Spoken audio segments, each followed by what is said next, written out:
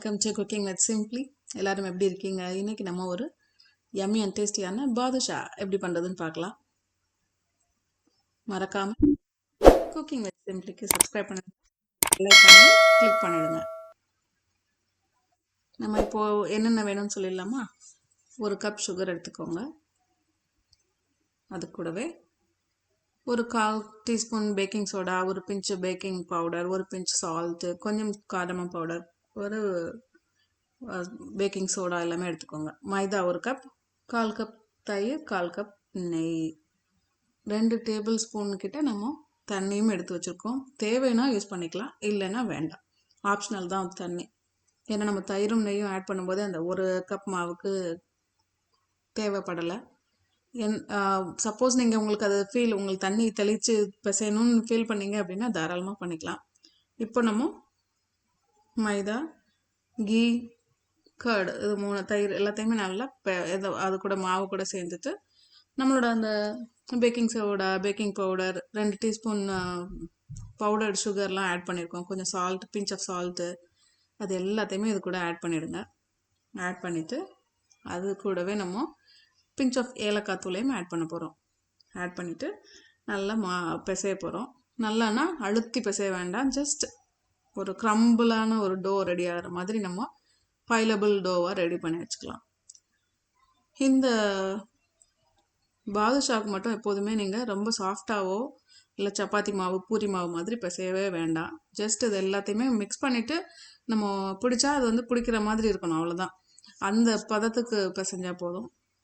So நீங்கள் வந்து ரொம்ப சாஃப்டாக பிசைஞ்சிட்டீங்க, இல்லை வந்து சப்பாத்தி மாவு மாதிரி நல்லா பாலிஷ் பண்ணி அப்படிலாம் பிசைஞ்சு மாவு ரெடியாக இருந்தது அப்படின்னா அதில் 2 ப்ராப்ளம் என்ன அப்படின்னா, ஒன்று வந்து லேயர்ஸ் வந்து இருக்காது அதில். லேயர், ஏன்னா பாதுஷாவை நீங்கள் பிச்சு பார்க்குறீங்க அப்படின்னாலே அது லேயராக இருக்கணும். ஸோ அந்த ரொம்ப பாலிஷ்டாக, ரொம்ப வந்து மாவு நல்லா நைஸாக சாஃப்டாக பிசைஞ்சிங்கன்னா அது வராது. அண்ட் மோரோவர் உள்ளே வேகிறதுக்கு ரொம்ப டைம் எடுக்கும். சில சமயம் வேகலைன்னா அந்த ஜீரா பாகு உள்ளே போய் இறங்காது.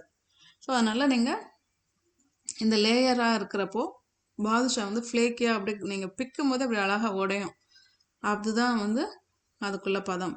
நம்ம வந்து பாதுஷா வந்து சில டைம்லாம் நம்ம பண்ணும்போது நம்ம எல்லாமே கரெக்டாக இருக்கும், பாகு வரைக்குமே கரெக்டாக பண்ணிடுவோம். ஆனால் வந்து என்னென்னா சில சமயம் உள்ளே வேகாமல் இருக்கும், இல்லைன்னா வெளியில் வந்து அந்த ஜீரா வெளியில் மட்டும்தான் இருக்கும், உள்ளே இறங்கி இருக்காது. அந்த மாதிரிலாம் இருக்கும். ஃப்ளேக்கியாக இருக்காது கடையில் கிடைக்கிற மாதிரி. பட் இது வந்து கடையில் இருக்கிற மாதிரி கொஞ்சம் ஃப்ளேக்கியாக தான் இருக்கும். நல்லா ரொம்ப லைட்டாக இருக்கும். நீங்கள் அடுப்பில் போட்டு அதை ரொம்ப கிண்டுனா கூட உடஞ்சிரும், அந்த மாதிரி தான் இது இருக்கும். ஸோ இந்த மெத்தட் தான் நான் ரொம்ப நிறைய ட்ரை பண்ணி எனக்கு இந்த மெத்தட் தான் பிடிச்சிருந்தது.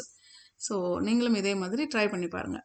ஸோ இப்போ நம்ம ஒரு பைலபிள் டோ ரெடி பண்ணிட்டோம், க்ரம்பிளான ஒரு டோ.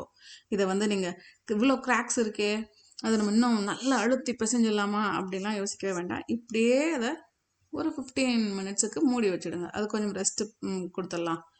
ஸோ அதை மூடி வச்சுட்டு நம்ம அடுத்த வேலையை பார்க்கலாம். அது என்ன அப்படிங்கிறத சொல்லிடுறேன். இந்த பாதுஷா வந்து எல்லாருக்கும் பிடிச்ச ஒரு ஸ்வீட். ஏன்னா வந்து மிதமான ஒரு இனிப்பில் இருக்கும், பார்க்கறதுக்கும் சாப்பிட்றதுக்குமே ரொம்ப டெம்டிங்காக யம்மியாகவே இருக்கும். ஸோ இப்போது இந்த மாவு எல்லாத்தையும் நம்ம ரெடி பண்ணியாச்சு இல்லையா? ஸோ அதை இன்னொரு வாட்டி ஜஸ்ட் அப்படியே மிக்ஸ் பண்ணி எடுத்துக்கோங்க. இப்போயும் நான் பாருங்கள் அதை வந்து ரொம்ப பாலிஷே பண்ணல, அப்படியே தான் வச்சுருக்கேன். ஸோ இப்போது நம்ம நெய் வச்சுருந்தோம் இல்லையா, அந்த ரிமைனிங் கொஞ்சம் வச்சுருந்தோம் இல்லையா, அதை எடுத்து அப்படியே ஒரு உங்கள் ஒர்க் போர்டு ஏதாவது ஒரு அந்த கல்லில் கூட தேய்ச்சிக்கோங்க, நெய்யை தேய்ச்சிக்கோங்க. அதே மாதிரி கையிலையும் தேய்ச்சிக்கோங்க. ஏன்னா நான் வந்து இதில் தண்ணியே யூஸ் பண்ணல. தண்ணி வேணும்னா நீங்கள் தண்ணி தெளித்து அதை ஒரு டோவாக ரெடி பண்ணிக்கலாம். பட் எனக்கு வந்து தண்ணி இல்லாமலே அது டோவாக ரெடி ஆகிடுச்சு. ஸோ அதனால் இப்போ நான் நெய் போட்டதுனால அது என் கையில் ஒட்டாமல் அழகாக அந்த போர்டில் ஸ்ப்ரெட் பண்ணிக்கலாம். இதை ஒரு பெரிய ரோட்டி பண்ணுற மாதிரி ஒரு நல்லா எல்லாத்தையுமே அதை பைலபிளாக வச்சுட்டு ஸ்ப்ரெட் பண்ணிட்டீங்கன்னா அதை 2ஆக கட் பண்ணிவிடுங்க. கட் பண்ணிவிட்டு ஒரு பீஸ் மேலே இன்னொரு பீஸ் வச்சுடுங்க. இதே மாதிரி ஒரு 4 to 5 டைம்ஸ் பண்ணுங்கள். அப்படி பண்ணும்போது லேயர்ஸ் கிடைக்கும். நீங்கள் பரோட்டாலாம் பண்ணும்போது நம்ம லேயர்ஸ் எல்லாம் ஃபார்ம் ஆகும் இல்லையா, அதே மாதிரி தான். பட் நம்ம அதை பெருசாக ஆக்க போகிறதில்ல, ஜஸ்ட் பால்ஸில் இந்த மாதிரி குட்டி குட்டியாக பாதுஷாவில் லேயர் வர்றதுக்காக தான் இதை பண்ணுறோம். நீங்கள் ட்ரை பண்ணி பாருங்கள், அப்போ தான் உங்களுக்கு நான் சொல்கிறது புரியும். ஸோ அதே மாதிரி இப்போது ஒன்று ஒன்றா அதே மாதிரி கட் பண்ணி மேலே மேலே வச்சு ரெடி பண்ணிக்கலாம். இதில் வந்து அந்த மாவு பிசையும் போதே உங்களுக்கு வந்து நம்மளோட குலாப் ஜாமுன் மாவு வாசம் வரும் பயங்கரமாக. அதே மாதிரி அதே டேஸ்ட் அதே ஃப்ளேவரோட அந்த வாசம் வரும். ஸோ இப்போ நம்ம என்ன பண்ணுறோன்னா இதை 4 to 5 டைம்ஸ் அந்த இதை அடிக்கி ரெடி பண்ணிட்டோம் இல்லையா. இப்போ நம்ம அதை ஒரு லாக் மாதிரி அதை உருட்டிக்க போகிறோம். உருட்டிட்டு திரும்பவும் நெய் ஒட்டுற மாதிரி இருந்ததுன்னா நெய் அப்ளை பண்ணிவிட்டு ஒரு பெரிய உருட்டுக்கட்டை மாதிரி ரெடி பண்ணிக்கலாம். அதை நம்ம வந்து குட்டி குட்டி பீசஸாக கட் பண்ணிக்கலாம். ரொம்ப பெருசாக வந்து பீஸ் போட்டுறாதீங்க, அப்புறம் நமக்கு வந்து வேகிறதுக்கும் லேட் ஆகும், பாகு உள்ளே இறங்கிறதுக்கு ரொம்ப டைம் எடுக்கும். ஸோ இப்போ வந்து ஒரு மீடியம் சைஸில் எடுத்துக்கோங்க. பாருங்கள் எவ்வளோ அழகாக அந்த லேயர்ஸ் தெரியுதா, அவ்வளோ காற்றெல்லாம் உள்ளே போய் அந்த பபுள் எல்லாம் உள்ளே வந்து அழகாக ஒரு லேயர் ஃபார்ம் ஆகிருக்கு. ஸோ இப்போ நம்ம அது எல்லாத்தையும் ஒரு அழகான குட்டி குட்டி பால்ஸாக ரெடி பண்ணிவிட்டு ஃப்ளாட்டன் பண்ணிவிடுங்க. இது வந்து உங்களுக்கு கிராக்ஸோடு இருந்தால் கூட ஒரு ப்ராப்ளம் இல்லை. நடுவில் ஒரு சின்ன டிம்பிள், கன்னத்தில் ஒரு குழி அழகாக இருக்கிற மாதிரி இந்த நம்ம பாதுஷாலையும் லைட்டாக ப்ரெஸ் பண்ணால் போதும். இது எதுக்குன்னா வடை மாதிரி 2 பக்கமும் ஓட்டை போட்டு வெளியில் வந்துடக்கூடாது. டோனட் இது என்ன சொல்கிறது, டோனட்லேயும் 2 பக்கமும் இருக்கும்ல, நம்ம அந்த எக்ஸாம்பிள் விட்டுடலாம். ஜஸ்ட் வந்து ஒரு அதான் கன்னத்தில் குழிங்கிறது தான் கரெக்டாக இருக்குது. ஸோ அது மாதிரி ஒரு டிம்பிள் மட்டும் ப்ரெஸ் பண்ணி வச்சிட்டிங்க அப்படின்னா அழகான பாதுஷா ரெடி ஆகிடும். இது எதுக்காக பண்ணுறோம் அப்படிங்கிறதுனா ஈவனாக குக் ஆகணுங்கிறதுக்காக தான். ஸோ அப்புறம் ஒரு பக்கம் குக் ஆகி ஒரு பக்கம் குக் ஆகாமல் அப்படிலாம் இல்லாமல் கீழேயும் எல்லா சைடும் குக் ஆகணுங்கிறதுக்காக அது நடுவில் ஒரு டென்ட் வச்சுருக்கோம். இந்த டென்ட்டோட நம்ம எல்லா மாவையும் இதே மாதிரி ஷேப்ஸாக எடுத்துக்கலாம். உங்களுக்கு பார்த்தீங்கன்னா தெரியும், நம்ம வந்து ரொம்ப பெருசாகவும் இல்லை, எல்லாமே மீடியம் சைஸ். இல்லை நீங்கள் ஈவனாக குக் ஆகணும், இல்லை ஃபஸ்ட் டைம் பண்ண போகிறோம் கொஞ்சம் யோசிக்கிறோம் அப்படின்னா நீங்கள் இந்த மாதிரி ஒரு ஃபோர்க் வச்சு போட்டுக்கோங்க. பட் இது வந்து என்னென்னா அந்த ஃபோர்க்கில் ப்ரெஸ் பண்ணி வைக்கிறது ரொம்ப குவிக்காக வந்து ஃப்ரை ஆகிடும். பட் இது ஆப்ஷனல் தான்.